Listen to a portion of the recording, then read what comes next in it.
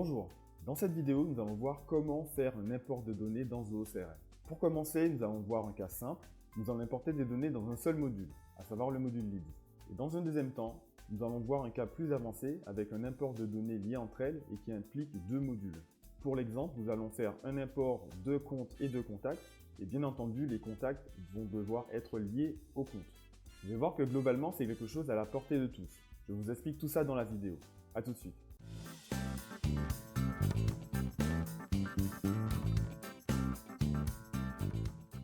Me revoici, c'est parti pour le thème du jour. Quand vous voulez faire un import de données dans ZooCRM, vous allez devoir suivre trois phases. La première phase consiste à préparer votre ou vos fichiers. Très important. La deuxième phase va être l'import des données en tant que tel. Et la troisième phase va être la vérification de votre import. Alors, voyons pour commencer la première phase, préparation des données. Et pour cela, on va s'attaquer au cas simple. On va importer des données dans un seul module, à savoir le module Leads. Comme je l'ai dit en introduction, la phase de préparation est très importante. Si votre fichier est mal préparé, votre import va échouer ou alors les données importées ne seront pas correctes. Alors, première chose à savoir, c'est que la préparation de votre fichier va se faire essentiellement dans Excel. Et à partir de votre fichier Excel, vous allez devoir générer un fichier au format CSV avec l'encodage UTF-8. On va y revenir dans la suite de cette vidéo. Et donc, pour vous assurer que votre fichier Excel soit correct, il y a un certain nombre de vérifications à faire avant de faire votre import. Première chose à vérifier, il y a un certain nombre de caractères qui ne doivent pas figurer dans vos données. Premier caractère, le double guillemet. Deuxième caractère, le pipe, c'est-à-dire la barre verticale que vous retrouvez sur la touche 6 de votre clavier. Troisième caractère, le signe supérieur. Et quatrième caractère, le signe inférieur. Vos fichiers ne doivent pas contenir ces caractères, donc faites une recherche pour éliminer ces 4 caractères. Deuxième chose à vérifier, ce sont les noms de vos colonnes. En fait, dans votre fichier, la première ligne doit indiquer les noms de chaque colonne. Vous ne pouvez pas commencer votre fichier directement avec les données. Il faut absolument une première ligne avec l'intitulé des différentes colonnes. Troisième vérification, il ne doit pas y avoir de ligne vide dans votre fichier. Pourquoi? Parce que lorsque Zoo va interpréter votre fichier et rencontrer une ligne vide, il va considérer que c'est la fin de votre fichier. Il ne va pas traiter la suite du fichier si effectivement il y a d'autres lignes après cette ligne vide. Quatrième vérification à faire, ça concerne les champs obligatoires dans ZooCRM. C'est-à-dire que lorsque vous allez faire des imports, notamment pour créer de nouveaux enregistrements, il faut obligatoirement qu'il y ait des valeurs pour les champs obligatoires définis dans ZooCRM. Si les colonnes correspondant à ces champs obligatoires ne sont pas fournies ou alors sont vides pour certaines lignes, les imports vont échouer. Et dernière vérification, ça concerne la taille du fichier. Si vous êtes en dessous de 5000 lignes, là normalement tout est OK, votre import pourra se faire. Si par contre vous êtes au-dessus de 5000 lignes, là ça va dépendre de votre édition de ZooCRM. Donc ça, ce sont des choses à vérifier à côté dans l'aide de ZooCRM pour savoir exactement quelle est la taille du fichier que vous êtes autorisé à importer. Donc voilà pour cette petite checklist de vérification à faire sur votre fichier. Alors pour vous illustrer ça de façon plus concrète, j'ai justement un fichier que je vais vous partager juste ici. Donc voici un exemple de fichier d'import. Je vous ai mis en jaune des exemples de cellules justement pour lesquelles on a un problème. Alors, premier problème, ça va être les caractères interdits. Ici, par exemple, vous avez des doubles guillemets. Ça, il faut les enlever. D'accord? Ici, vous avez le signe supérieur. Pareil, ça fait partie des caractères à éviter dans votre fichier d'import. Pour rappel, on a aussi le pipe et le caractère inférieur. Donc, une fois que j'ai corrigé mon fichier, voilà, ces deux cellules-là, je vais les mettre en blanc.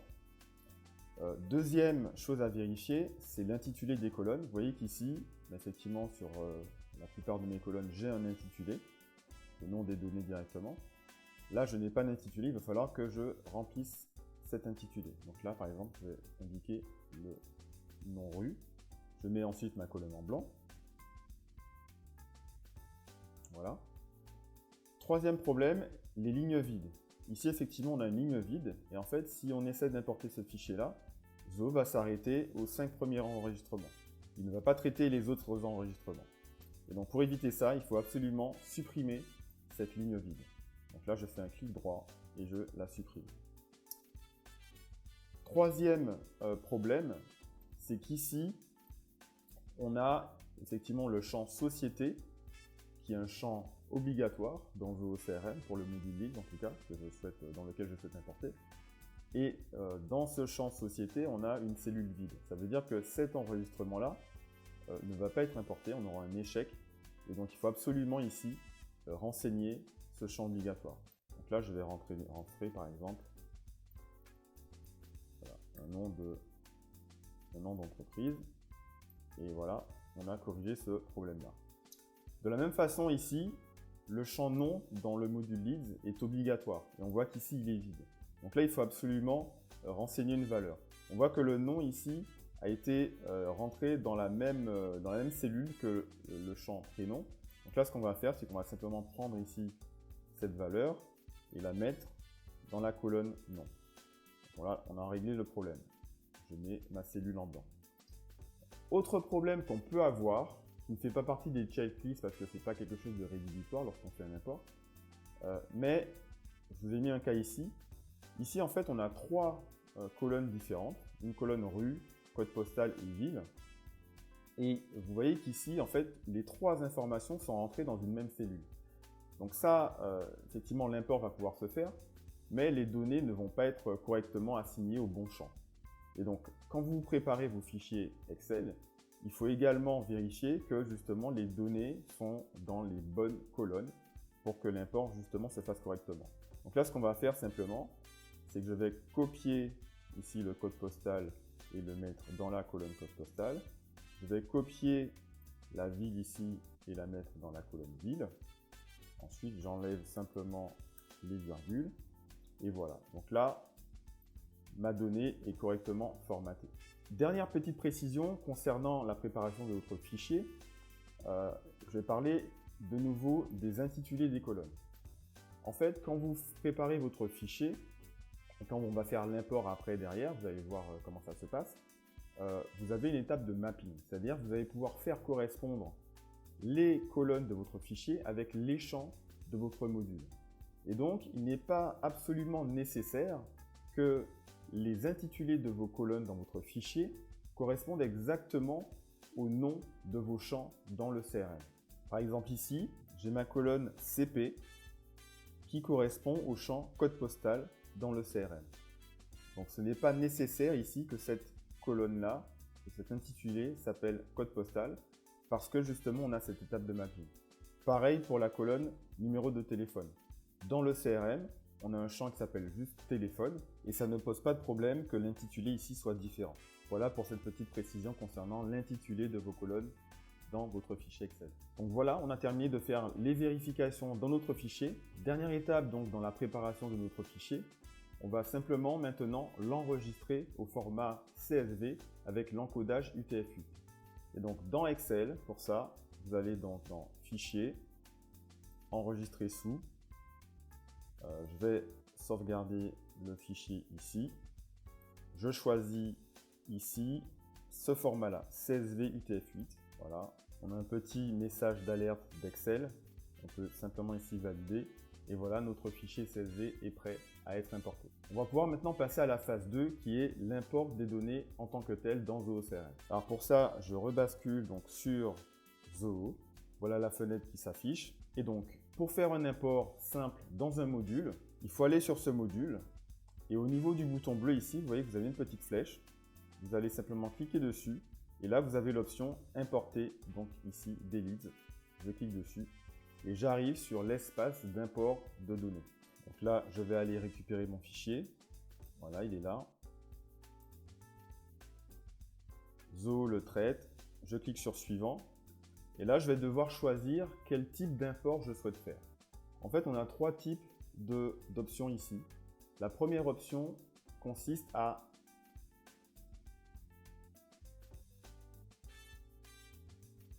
en fait, on a trois possibilités ici. La première possibilité va vous permettre uniquement d'ajouter de nouveaux enregistrements dans le CRM, c'est-à-dire de créer de nouveaux enregistrements. La deuxième possibilité va vous servir si vous souhaitez mettre à jour des données qui sont déjà dans le CRM, via un import, c'est possible.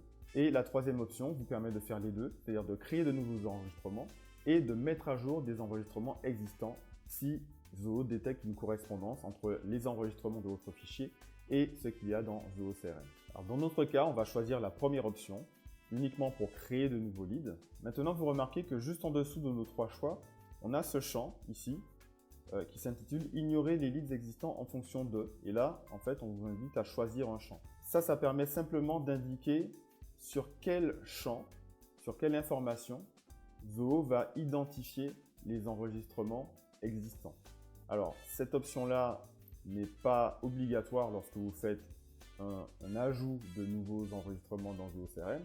Par contre, si vous choisissez cette option-là ou l'option les deux, à ce moment-là, vous devrez absolument ici indiquer un champ que Zoho va utiliser pour identifier les enregistrements existants. Voilà.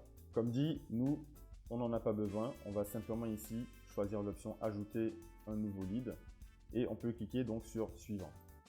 Là, on arrive à l'étape de mapping. Alors ça, c'est une étape très importante qui permet de faire la correspondance entre les colonnes de votre fichier et les champs de Zoho CRM. Donc vous voyez qu'ici, on retrouve les différentes colonnes de notre fichier. Prénom, nom, email, numéro de téléphone, société, rue, CP, ville. Exactement comme ce qu'on avait dans notre fichier. Et pour chaque colonne ici, on va pouvoir trouver la correspondance avec le champ dans Zoho CRM. Et donc la colonne prénom ici, je vais pouvoir la faire correspondre avec le champ prénom de mon module lead. Pareil ici pour la colonne nom. On voit qu'ici d'ailleurs on a une petite astérix rouge, ça veut dire que ce champ-là est obligatoire. Email, pareil. Numéro de téléphone, j'ai le champ téléphone qui existe ici. Le champ société également. Le champ rue. Code postal, il est ici. Et ville. Voilà. Petite astuce, si jamais vous avez des noms de colonnes qui sont assez proches des noms de champs, vous pouvez ici cliquer sur ce lien, appliquer le mapping automatique. Et en fait, ce que Zoho va faire, c'est qu'il va automatiquement faire correspondre les colonnes de votre fichier avec les champs de votre CRM. Alors, il peut y avoir quelques loupés, donc je vous conseille quand même, après avoir fait ça, de vérifier que le mappage est correct. Donc là, on a mappé les colonnes de notre fichier avec les champs du fichier CRM. On ne peut pas pour l'instant aller plus loin, puisque dans notre module lead, il y a des champs qui n'étaient pas dans notre fichier, mais qui sont quand même obligatoires. Et comme je vous l'ai dit, on ne peut pas faire un import dans Zoho CRM si les champs obligatoires ne sont pas renseignés. Et donc pour pallier à ce problème-là, on va ici utiliser cet onglet « Affecter la valeur par défaut » pour justement affecter une valeur par défaut pour les champs obligatoires. Donc je vais cliquer ici, je vais identifier mes champs obligatoires. Vous voyez qu'on a le champ origine ici, qui n'était pas dans notre fichier, mais qu'on va pouvoir assigner, affecter grâce à cette fonctionnalité.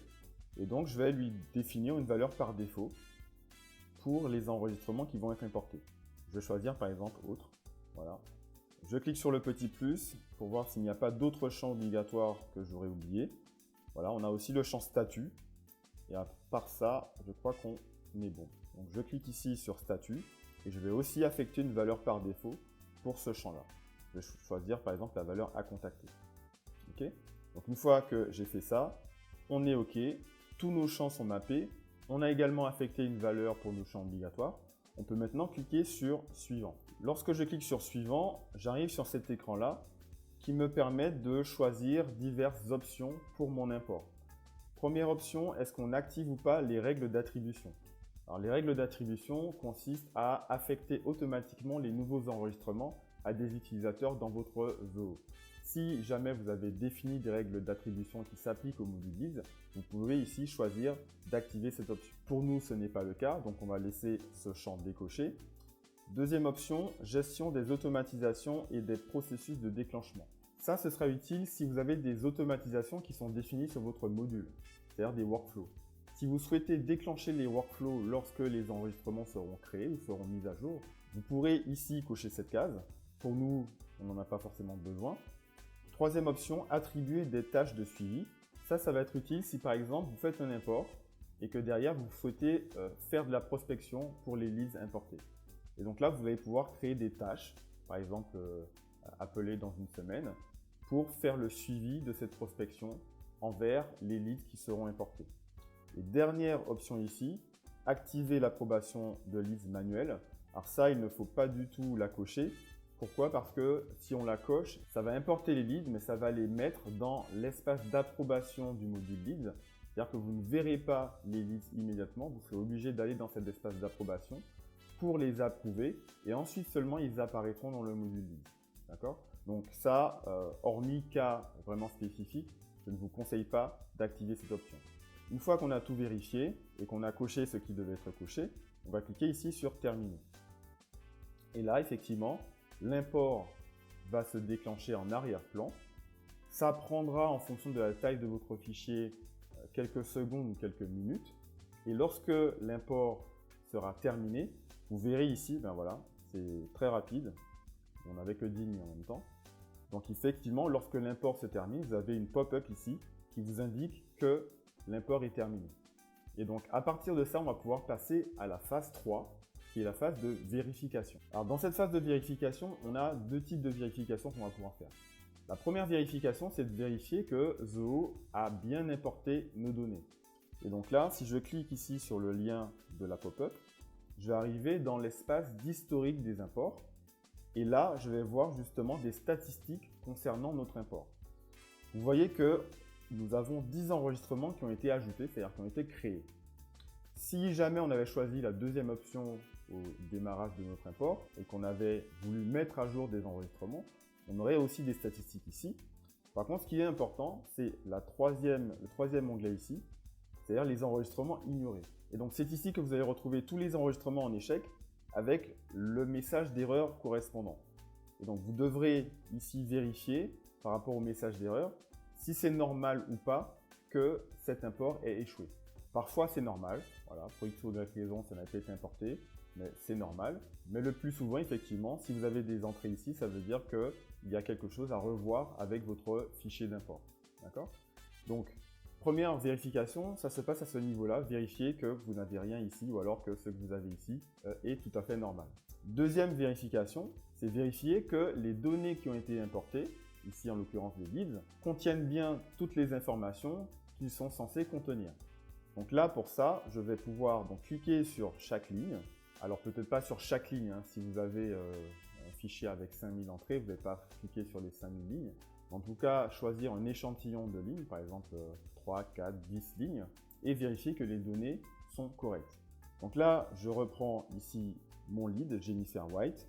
J'ai bien la société, j'ai bien l'adresse mail, j'ai bien le numéro de téléphone, j'ai le statut qui est rentré, l'origine également, la priorité donc qui a été mise à jour automatiquement, la rue, la ville, le code postal, voilà.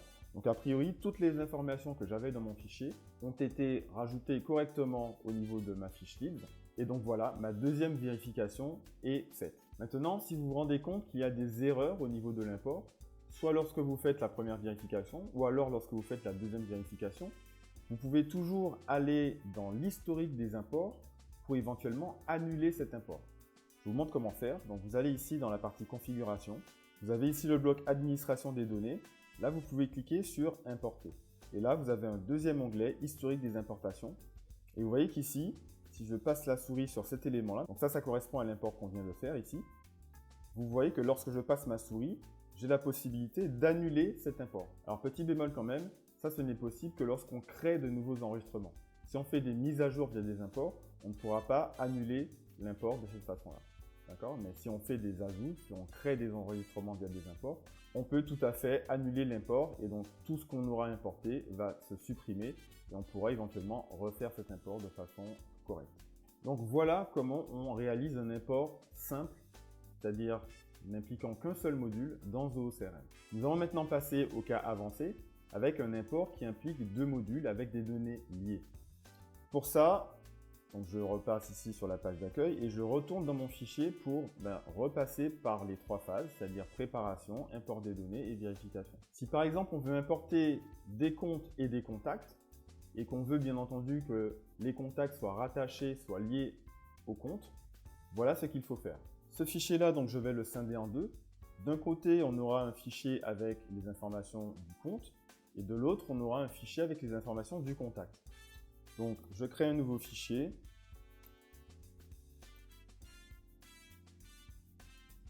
Je copie les informations du compte. Je le mets dans ce premier fichier. Voilà. Je crée un deuxième fichier et je récupère les informations du contact. Alors attention, en plus des informations, donc nom, prénom, email, numéro de téléphone, il faut aussi, au niveau des contacts, avoir les informations de la société. Pourquoi? Parce que c'est cette colonne-là dans le fichier des contacts qui va permettre de faire le lien entre les contacts et les sociétés. Très important. Donc, dans notre fichier contact, on va prendre ces 5 colonnes. Voilà, je le copie ici. Voilà. Et comme dit, c'est cette colonne-là qui va faire le lien donc, avec les comptes. Ce fichier-là, je l'enregistre au format CSV UTF-8, pareil. Je vais l'appeler datademo_contact. Et le deuxième fichier, le fichier des comptes, je l'enregistre aussi au format UTF-8, au format CSV UTF-8. Et je vais l'appeler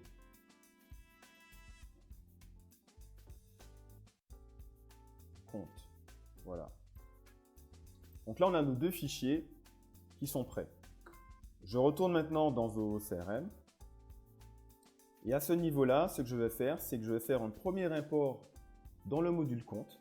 Parce que bien entendu, pour pouvoir lier les contacts au compte, il faut que les comptes existent déjà. Donc on va d'abord commencer par importer le fichier compte et ensuite on importera le fichier contact.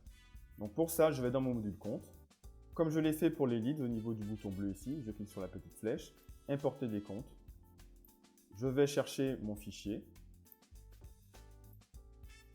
D'accord. Suivant. Je choisis l'option ajouter de nouveaux comptes. Suivant. Le mapping ici est partiellement fait. On voit qu'il manque notamment le code postal. Voilà. Et on voit aussi que le premier champ ici, société, n'a pas été mappé correctement. Ici, le champ dans ZooCRM qui devrait correspondre à cette colonne-là, c'est le champ nom du compte. D'accord. C'est pour ça que, voilà, au début de la vidéo, je vous disais qu'il faut faire attention quand le mapping se fait automatiquement à ce qui est vraiment mappé. Il peut y avoir des petites erreurs.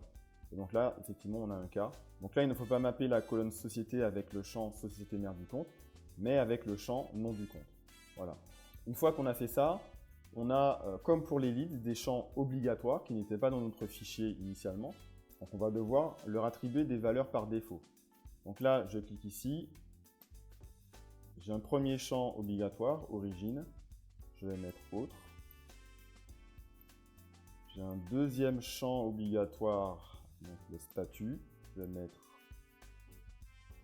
actif.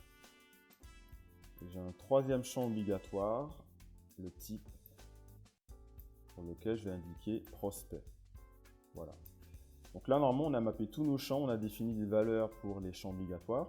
On peut cliquer sur suivant. Là, j'ai les différentes options, donc comme pour les leads. Je ne coche rien. Je clique sur terminer pour que l'import puisse se faire. On va maintenant patienter quelques secondes. Ça devrait être aussi rapide que pour les leads. Voilà. Je clique ici sur le lien pour voir comment mon import s'est passé. Et effectivement, ici, on a nos 10 comptes qui ont été importés correctement. Je n'ai rien parmi les enregistrements ignorés. Donc voilà pour la première étape, j'ai importé mes comptes. Deuxième étape, je vais importer mes contacts maintenant. Et donc pour ça, je vais dans le module contact. Je clique ici sur le bouton bleu, la petite flèche, importer des contacts. Pareil, je vais aller chercher mon fichier contact, qui est ici. Je clique sur suivant. Je choisis aussi l'option ajouter de nouveaux contacts. Le mapping est partiellement fait. Je vérifie que tout est OK. Donc prénom, prénom, nom, nom, email, email, c'est OK. Numéro de téléphone, donc là je vais indiquer le champ téléphone. Alors là où justement c'est important, c'est ici qu'on va pouvoir donc définir le lien qui sera fait entre les contacts et les comptes. Donc là, vous voyez que la colonne société de mon fichier contact a été mappée avec le champ compte, effectivement, qui se trouve au niveau de mon module contact. Et ici, on indique que la correspondance se fait avec le nom du compte. Effectivement, dans notre fichier, on indique le nom des comptes auxquels sont liés les contacts. Voilà, donc là, on est OK. On va aussi vérifier s'il n'y a pas de valeur obligatoire qu'on aurait oublié. Non, aucune. Pour les contacts, c'est OK. Donc, on va passer à la suite. Les options ici, je vais les décocher. Je clique sur Terminer. Et voilà, donc l'import est lancé. On patiente quelques secondes. Voilà, donc notre import est terminé. Je clique ici pour vérifier que tout s'est bien passé. On a bien nos 10 enregistrements. Et là, si je clique maintenant sur un enregistrement, on va pouvoir donc faire la deuxième vérification, vérifier qu'au niveau de nos enregistrements, toutes les données sont correctes. Donc j'ai bien mon nom, j'ai bien l'email, j'ai le téléphone, j'ai le statut qui a été mis par défaut. Voilà. Donc là, on est pas mal. Et surtout, le plus important, c'est qu'on voit qu'effectivement, le contact a bien été rattaché à un compte. D'accord ? Si je vais maintenant sur la fiche du compte, je vois qu'il y a bien un contact rattaché. D'accord ? Donc voilà comment on fait l'import un peu plus avancé, un peu plus complexe, avec deux modules impliqués et des données liées entre elles. Ici, en l'occurrence, les comptes et les contacts. Donc voilà pour cette vidéo. Elle est un peu longue par rapport à ce que je fais d'habitude, mais effectivement, ce sujet des imports mérite qu'on y passe du temps parce que c'est important. Je voulais justement vous donner toutes les petites subtilités pour que vous puissiez être autonome dessus. À vous donc d'essayer de faire des imports de votre côté. Si jamais vous avez des questions, des difficultés, n'hésitez pas à me les mettre dans les commentaires et j'essaierai de vous aider. Et comme d'habitude, si ce contenu vous a plu, si vous souhaitez faire en sorte que d'autres personnes le découvrent, n'hésitez pas à liker cette vidéo, à mettre des commentaires, voire à la partager. C'est tout pour moi pour aujourd'hui. Je vous dis à bientôt pour une prochaine vidéo.